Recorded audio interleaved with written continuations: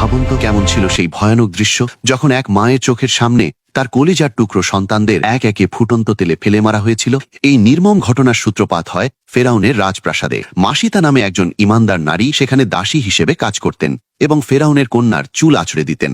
একদিন কাজ করার সময় তার হাত থেকে চিরুনিটি পড়ে গেলে তিনি অজান্তেই বলে ওঠেন বিসমিল্লাহ, যা শুনে ফেরাউনের কন্যা অবাক হয়ে জিজ্ঞাসা করেন, তুমি কি আমার বাবার নাম নিলে? মাসিতা তখন এক মুহূর্ত দেরি না করে নির্ভীক চিত্তে উত্তর দেন, না, আমি সেই আল্লাহর নাম নিয়েছি যিনি আমার, তোমার এবং তোমার বাবারও একমাত্র রব। এই সত্য শুনে ফেরাউন চরম ক্ষিপ্ত হয়ে মাসিতাকে তার ধর্ম ত্যাগ করতে বলে, কিন্তু তিনি নিজের ইমানে পাহাড়ের মতো অটল থাকেন। তখন তাকে শাস্তি দিতে ফেরাউন এক বিশাল তামার পাত্রে তেল ফুটিয়ে তার চোখের সামনে এক একে তার সন্তানদের সেই ফুটন্ত তেলের আগুনে নিক্ষেপ করা শুরু করে। নিজের কলিজার টুকরোদের তিলে তিলে শেষ হয়ে যেতে দেখেও মাসিতা বিচলিত হননি। একদম শেষে যখন তার সবচেয়ে ছোট দুগ্ধপোষ্য শিশুটিকে কেড়ে নেওয়া হয়, তখন মায়ের মমতা কিছুটা বাধা হয়ে দাঁড়িয়েছিল। কিন্তু ঠিক সেই মুহূর্তে আল্লাহর কুদরতে সেই অবুঝ শিশুটি কথা বলে ওঠে এবং মাকে ধৈর্য ধরার সাহস দিয়ে বলে, ওগো মা, আপনি ধৈর্য ধরুন, নিশ্চয়ই আপনি সত্যের ওপর আছেন। এরপর সেই শিশু সহ মাসিতা নিজেও হাসি মুখে সেই ফুটন্ত তেলে ঝাঁপ দিয়ে শাহাদাত বরণ করেন। এই চরম ত্যাগের প্রতিদান হিসেবেই